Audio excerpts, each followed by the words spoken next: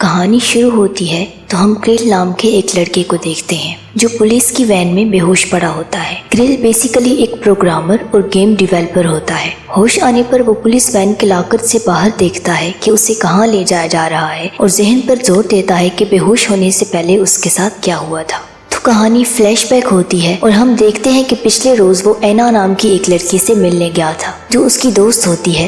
وہ اسے سرپرائز دینے گیا تھا اور اسے منانے کی کوشش کر رہا ہوتا ہے کیونکہ وہ اس سے ناراض ہوتی ہے کہ تمہارے پاس میرے لیے وقت ہی نہیں ہوتا، کیونکہ کرل ہر وقت کمپیوٹر گیمز بنانے میں مصروف رہتا تھا۔ کرل اینا کے ساتھ اس کا برتھ ڈے منانا چاہتا تھا مگر اینا کہتی ہے کہ میرا برتھ ڈے گزرے تو 2 دن ہو گئے، تمہیں آج سیلیبریشن یاد آئی۔ اینا راضی نہیں ہوتی اور اسے وہیں چھوڑ کر چلی جاتی ہے۔ اگلے سین میں کرل اپنے دوست کے ساتھ آفس پہنچتا ہے۔ کرل نے کچھ روز پہلے ایک گیم ڈیزائن کی تھی جس کی وجہ سے ان کی کمپنی کو بہت بڑا کانٹریکٹ مل گیا تھا جس پر کمپنی میں سیلیبریشن منائی جا رہی تھی۔ نیکسٹ سین میں جب کرل اپنے گھر واپس آتا ہے تو اس کے گھر میں ایک اجنبی عورت موجود ہوتی ہے جسے وہ بالکل بھی نہیں جانتا تھا۔ وہ پوچھتا ہے کہ آپ کون اور یہاں کیسے؟ یہ تو میرا گھر ہے، مگر وہ عورت کہتی ہے کہ یہ میرا گھر ہے۔ کرل کہتا ہے کہ یہ کیسا مذاق ہے، نکلو یہاں سے، مگر وہ نہیں جاتی اور پولیس کو بلا لیتی ہے۔ ہم دیکھتے ہیں کہ نہ صرف کرل کا گھر بدل گیا تھا بلکہ اس کے پڑوسی بھی بدل جاتے ہیں۔ وہ اسے پہچاننے سے ہی انکار کر دیتے ہیں۔ اس عورت کا نام ریناتا ہوتا ہے۔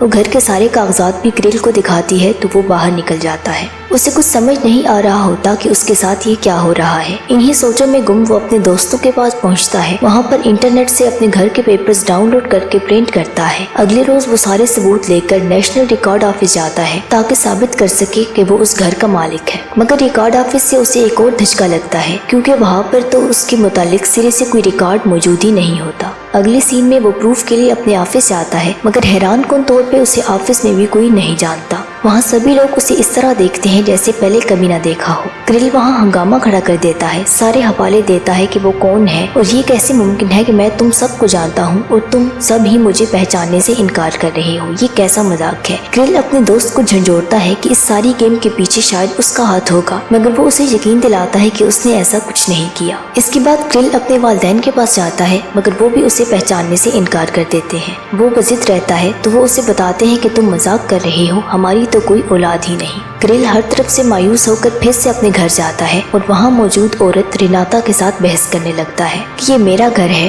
مگر ریناتا بضد رہتی ہے کہ یہ گھر اس کا ہے۔ کرل اسے چھری سے دھمکا رہا ہوتا ہے تو وہ عجیب حرکت کرتی ہے۔ کرل کے ہاتھ سے چھری لے کر خود ہی اپنے پیٹ میں گھونپ لیتی ہے۔ یہاں پر کہانی فلیش ہو کر حال میں آ جاتی ہے اس اوپننگ سین پر جہاں کرل کو پولیس نے پکڑ رکھا ہوتا ہے۔ انہوں نے اسے ریناتا کے سلسلے میں ہی گرفتار کیا ہوتا ہے، تاہم پولیس کرل پر کوئی چارج لگائے بغیر ہی اسے رہا کر دیتی ہے۔ کرل کھڑا حیران پریشان سوچتا رہ جاتا ہے کہ اس کے ساتھ آخر یہ کیا تماشا ہو رہا ہے۔ تبھی اس کے موبائل پر نقشے کے ساتھ ایک میسج آتا ہے جس میں اسے کہا جاتا ہے کہ لائٹ ہاؤس پہنچو۔ وہ لائٹ ہاؤس پہنچتا ہے جو ویران کھنڈر بنا ہوتا ہے، تاہم کرل وہاں پڑے ایک پرانے سے گدے پر سو جاتا ہے۔ جب وہ صبح جاگتا ہے تو لائٹ ہاؤس بھی بالکل بدل چکا ہوتا ہے اور آس پاس کے بھی سارے نظارے تبدیل ہو گئے ہوتے ہیں۔ وہ سوچ ہی رہا ہوتا ہے کہ یہ سب کیا ہے کہ دروازے پر ایک شخص آتا ہے اور اسے اس کے نام بکس کا کوریئر دیتا ہے۔ تبھی دروازے پر سے وہی لیڈی جو اس کے گھر پر قابض تھی یعنی ریناتا آتی ہے۔ کرل اسے دیکھ کر حیران ہو جاتا ہے۔ وہ اسے یہ کہہ کر مزید حیران کر دیتی ہے کہ تم اب کسی دوسری دنیا میں آ گئے ہو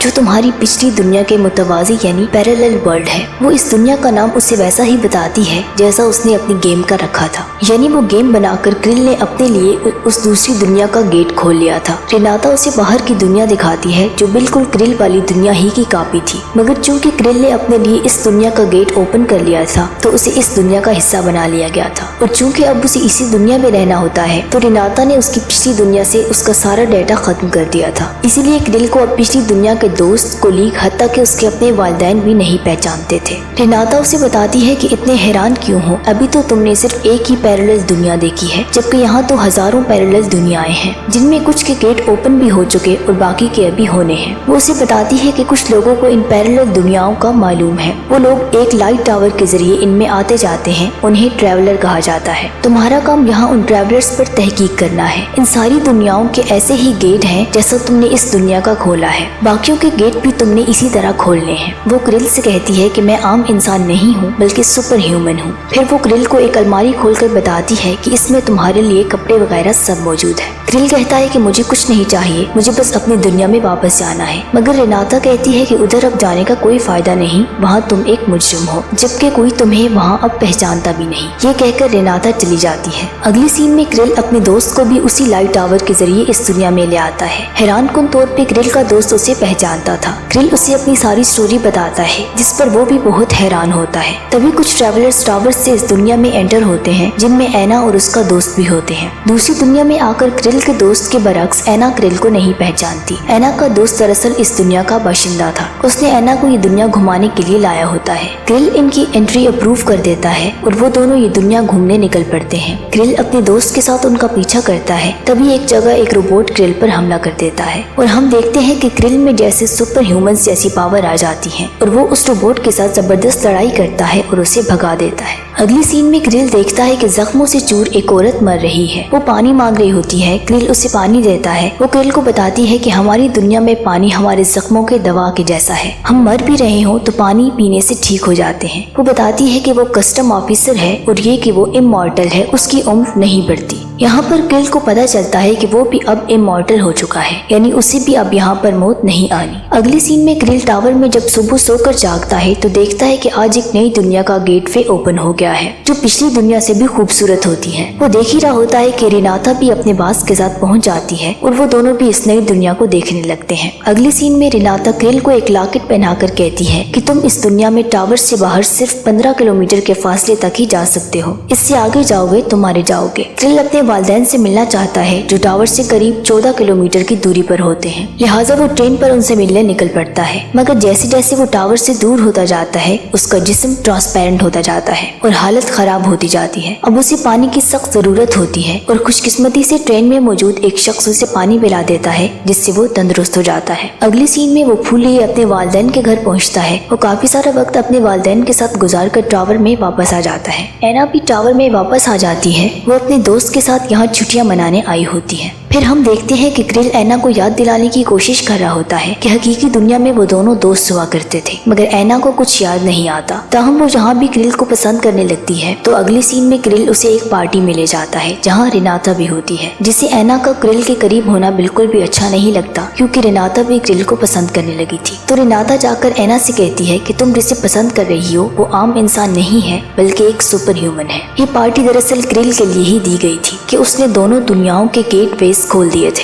रेनाता ऐना को अगवा करके दूसरी दुनिया में भेज देती है। क्रिल को जब ऐना नजर नहीं आती तो वो उसे ढूंढने लगता है मगर वो उसे कहीं नहीं मिलती। वो टावर में वापस आकर उसे कॉल करता है मगर ऐना उसकी कॉल पिक ही नहीं करती। तभी क्रिल के पास इंतजामी कमेटी की एक मेंबर आती है। वो उसे नया टास्क देती है कि अब उसे एक रियल वर्ल्ड का गेटवे ओपन करना है। वो कहती है कि दरअसल ये मेन और हकीकी दुनिया है, बाकी की सारी दुनियाएं उसी की कॉपी है। वो उसे बताती है कि ये एक परफेक्ट दुनिया है जहाँ कभी किसी में लड़ाई झगड़ा नहीं होता, न वहाँ कोई बीमारियाँ होती हैं, सब लोग खुशहाल जिंदगी जीते हैं, एक दूसरे से हसद मुखालफत नहीं करते बल्कि माहम प्यार से रहते हैं। ये लेडी चाहती है कि उनकी दुनिया के लोग भी उस दुनिया के बासियों से सबक हासिल करें कि कैसे उन्होंने अपनी दुनिया पर अमन और मोहब्बतों भरी बना ली। क्रिल ये मिशन कबूल कर लेता है, ताहम वो ऐना के लिए भी परेशान होता है। वो उसका घर लोकेट करता है और उसकी तरफ निकल पड़ता है जो अच्छा खासा दूर होता है। क्रिल की हालत रास्ते में ही बहुत ज्यादा बिगड़ जाती है, ताहम वो बर्फ खाकर गिरते पड़ते अपना सफर जारी रखता है। उसे वहाँ ऐना नहीं मिलती तो वो वापस टावर में आ जाता है। अगले रोज जब वो जागता है तो नई दुनिया का गेटवे खुला होता है। ये दुनिया हमारी दुनिया की तरह ही भयानक होती है जहाँ लोग बहुत मुश्किल में होते हैं। सभी लोगों से एक फैक्ट्री में हैवानों की तरह काम करवाया जाता है। क्रिल वहाँ की हेड से मिलता है जो एक कस्टम ऑफिसर होती है। क्रिल को मजदूरों के अंदर ऐना भी नजर आ जाती है जिसकी हालत मरने वाली थी। क्रिल ऐना को उठाकर टावर की तरफ दौड़ता है लेकिन वो लेडी ऑफिसर उसे देख लेती है तो वो उस पर हमला कर देती है। उन दोनों की लड़ाई देखकर सारे मजदूर भी उस लेडी ऑफिसर पर हमला कर देते हैं क्योंकि वो उन पर बहुत जुल्म करती है। यूं मौका पाकर क्रिल एना को उठाकर टावर की तरफ चल पड़ता है।